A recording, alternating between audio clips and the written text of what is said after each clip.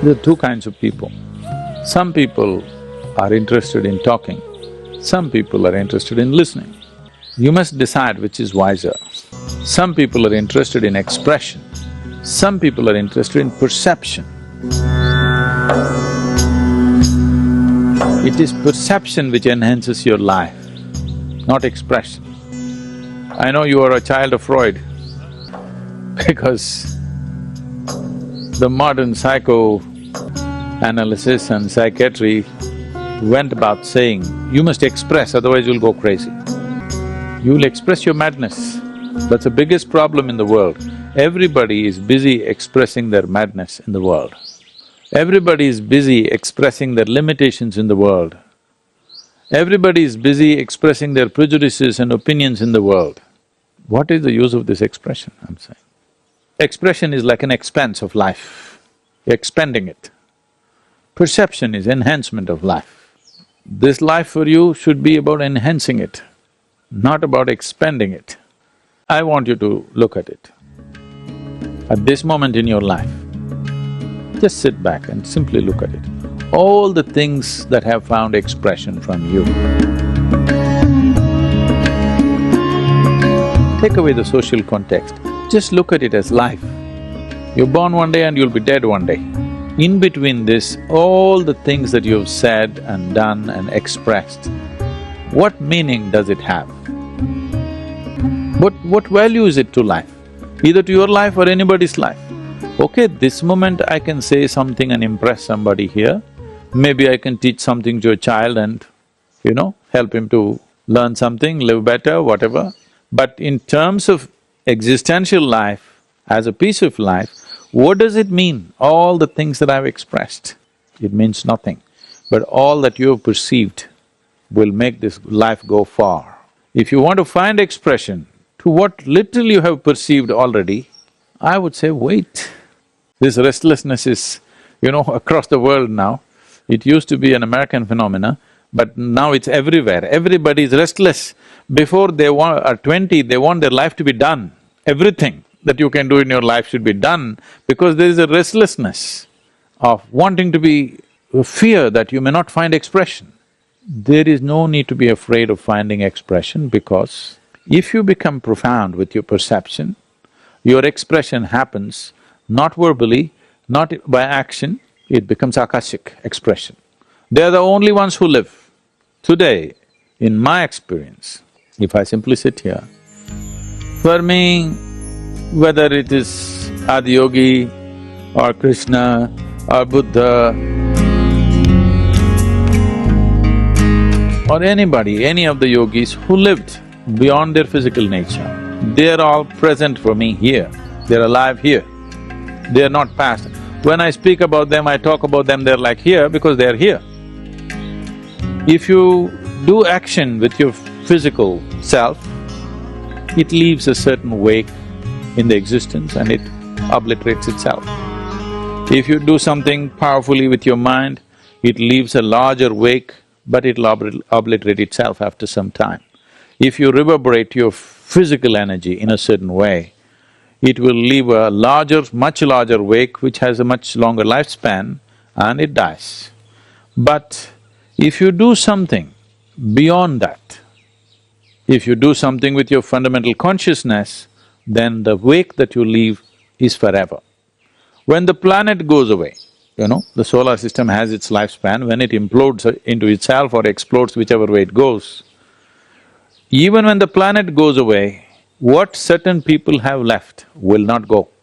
Because what you do with your consciousness does not die when the physical dies. When I say the physical dying, not about an individual dying, even when the solar system dies, when the universe dies, when the whole galaxy dies, what you did on the level of your consciousness will not die, it lives awake forever and always available to any being of any nature who has the necessary perception for that being, it'll always be available. So, do not focus your life on expression, it'll go waste. Perception. Let this life be a lifetime of perception. All sadhana is oriented largely towards perception. So, One of the most important things if you want to build your Akashic self with some strength and presence in your life, one thing is, why people go into silence for years is no expression, only perception. Because what can you express? Let's hear what the creation and the source of creation has to say. We have to listen, we have to perceive, not express. So sadhana is largely, 95% is perception-oriented.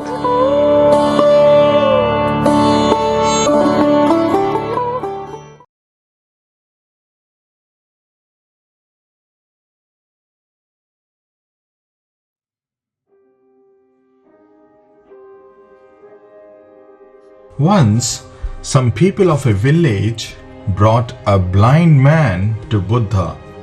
They said to him, "O Buddha, this is a blind man, but he doesn't accept that he is blind. His arguments are also very strong that we can't convince him of his blindness. He says that all men are like him and there is no such thing as light. He says that if there is such a thing called light, then why am I not able to smell it? Then why am I not able to taste it or touch it or feel it? Because of such arguments, there is no way to convince him. He has no eyes and light can be seen only with eyes. And he says that we fabricated this story about light just to prove that he is blind. So we all request you, O awakened being Buddha, to make him understand about light." Buddha then replied, "Whatever I say will be of no use to him. They will be just words, and no amount of words can convince him that there is something called light. Rather, take him to a physician and see whether his eyes can be treated. If he gets his eyes back, then he wouldn't need any explanation from you about the existence of light. He'll be able to see it."